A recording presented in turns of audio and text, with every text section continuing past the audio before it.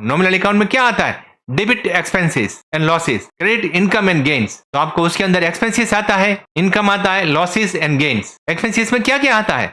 Expenses जो आप खर्चा करते हो ऑफिस के लिए, क्या क्या खर्चा होता है? सैलरी देते हो, वेजेस देते हो। सैलरी मतलब ऑफिस, वेजेस मतलब फैक्ट्री को जो सैलरी देते हो उसको सैलरी नहीं बोला जाता है टेक्निकली।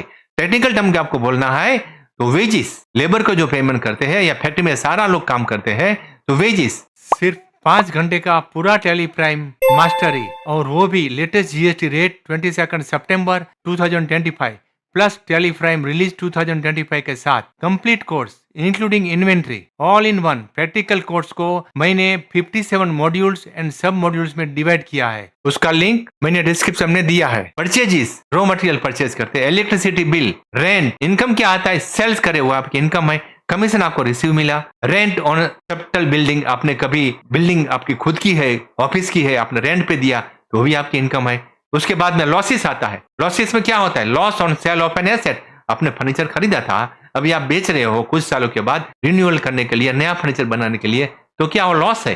तो लॉस इज द, ठीक है।